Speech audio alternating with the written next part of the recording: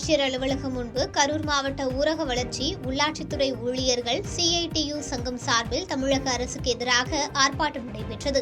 அப்போது ஊராட்சிகளில் பணிபுரியும் மேல்நிலை நீர்த்தேக்க தொட்டி இயக்குபவர்களை பணி நிரந்தரம் செய்து சிறப்பு காலமுறை ஊதியம் வழங்கிட வலியுறுத்தியும், தூய்மை காவலர்களுக்கு மாத ஊதியம் ரூபாய் 10,000 உயர்த்தி ஊராட்சி நிதியிலிருந்து வழங்க வேண்டும் உள்ளிட்ட பல்வேறு கோரிக்கைகளை வலியுறுத்தி கோஷங்கள் எழுப்பப்பட்டது.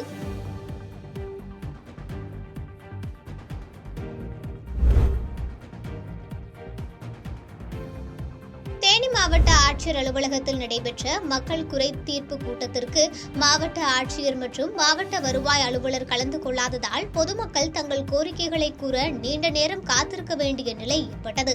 பொதுமக்களின் கோரிக்கை மனுக்களை பெறுவதற்கு போதுமான அதிகாரிகள் இல்லாததால் வழக்கத்தை விட இன்று பொதுமக்களின் கூட்டம் அதிகமாக காணப்பட்டது.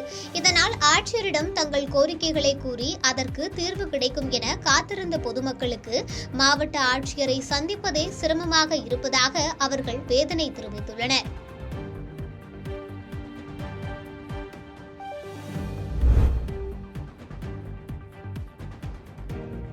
மதுரை மாநகராட்சிக்கு உட்பட்ட 84வது வார்டு வில்லாபுரம் வீட்டு வசதி வாரிய குடியிருப்பு பகுதியில் சுமார் 5,000க்கும் மேற்பட்ட வீடுகள் உள்ளன.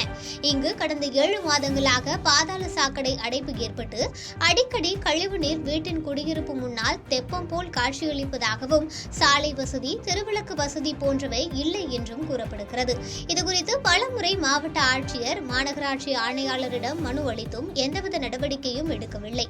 இதனை கண்டித்து தெற்கு வாசலில் இருந்து விமான நிலையம் செல்லும் சாலையில் 50க்கும் மேற்பட்ட பெண்கள் சாலை மறியலில் ஈடுபட்டனர்.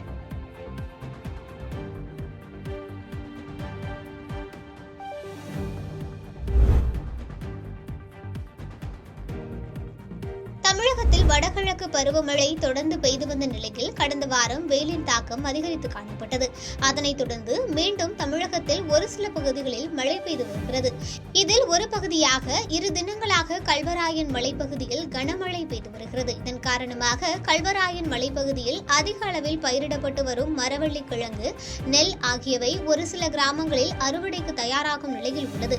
இந்நிலையில் நெல், வாழை மற்றும் மரவள்ளி கிழங்கு, பாக்கு ஆகியவை நடவு செய்திருந்த வயல்வெளியில் தண்ணீர் தேங்கி நிற்பதால் அவை அனைத்தும் அழுகும் நிலையில் காணப்படுகிறது.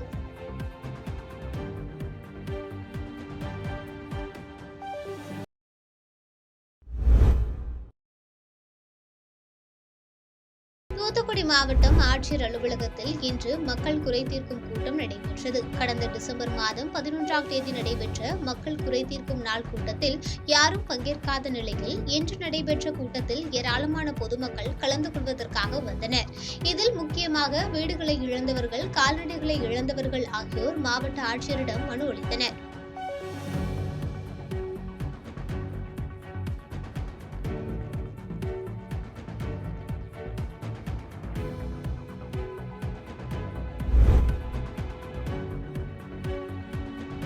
காரைக்கால் மாவட்டம் திருப்பட்டணத்தை அடுத்துள்ள கீழையூர் கிராமத்தில் பழமை வாய்ந்த ஸ்ரீ பொய்யாமூர்த்தி அய்யனார் ஆலயம் அமைந்துள்ளது.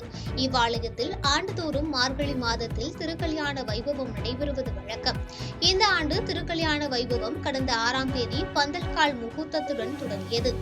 முக்கிய நிகழ்ச்சிகளான இன்று பொய்யாமூர்த்தி அய்யனார் மற்றும் பூரணாம்பாள், புஷ்பகலாம்பாள் ஆகியோருக்கு மஞ்சள், பால், தயிர் உள்ளிட்ட பல்வேறு வாசனை திரவியங்களால் சிறப்பு அபிஷேக ஆராதனைகள் நடைபெற்றது. அதனைத் தொடர்ந்து வண்ண மலர்களால் அலங்கரிக்கப்பட்டு மகா தீபாராதனை காண்பிக்கப்பட்டது. இந்நிகழ்ச்சியில் கொட்டும் மழையிலும் பக்தர்கள் கலந்து கொண்டு சுவாமி தரிசனம் செய்தனர்.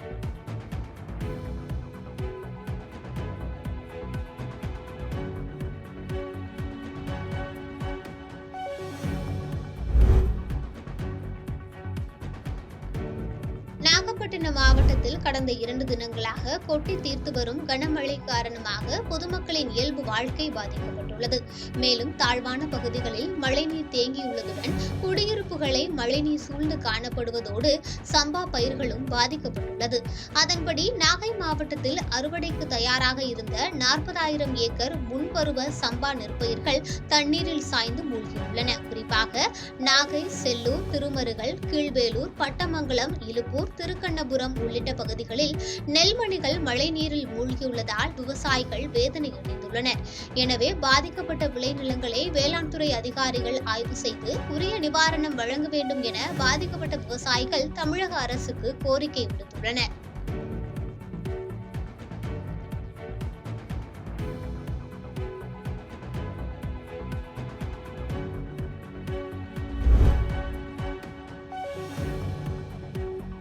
தூத்துக்குடி மாவட்டம் கோவில்பட்டி அருகே உள்ளது கிளவிப்பட்டி கிராமம். இந்த கிராமத்திற்கு காலை மாலை என 4 முறை கோவில்பட்டியிலிருந்து அரசு பேருந்து இயக்கப்பட்டது. மேலும் மினி பேருந்து ஒன்றும் இயக்கப்பட்டு வந்தது. சில ஆண்டுகளுக்கு முன்பே அரசு பேருந்தும் நிறுத்தப்பட்ட நிலையில் மினி பேருந்து ஒன்று மட்டும் இயக்கப்பட்டு வந்தது. கடந்த மாதம் 17ஆம் தேதி முதல் கிளவிப்பட்டி கிராமத்திற்கு சென்று வந்த மினி பேருந்தும் நிறுத்தப்பட்டதால் அக்கிராம மக்கள் மிகவும் சிரமத்திற்கு ஆளாகினர். இதுகுறித்து பலமுறை புகார் அளித்தும் எந்தவித நடவடிக்கையும் எடுக்கவில்லை என்பதால் கிராம மக்கள் கோவில்பட்டி பசுவந்தனை சாலையில் திடீர் சாலை மறியல் போராட்டத்தில் ஈடுபட்டனர். இதனால் அப்பகுதியில் 1 மணி நேரத்திற்கும் மேலாக போக்குவரத்து பாதிப்பு ஏற்பட்டது.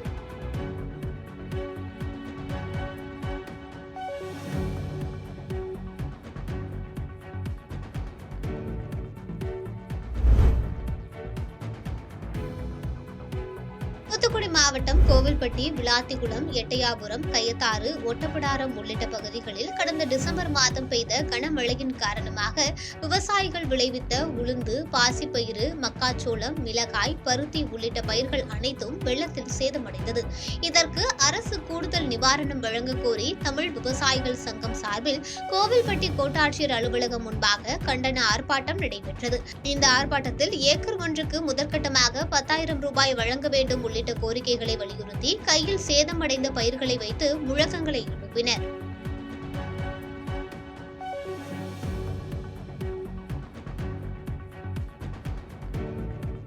பாதகம் செய்பவரை கண்டால் நாம் பயங்கொள்ளலாகாது பாப்பா.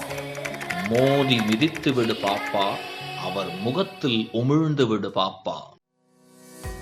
அண்மை செய்திகளை உடனுக்குடன் தெரிந்து கொள்ள இணைந்திருங்கள் இயம்நாடு தொலைக்காட்சியுடன்.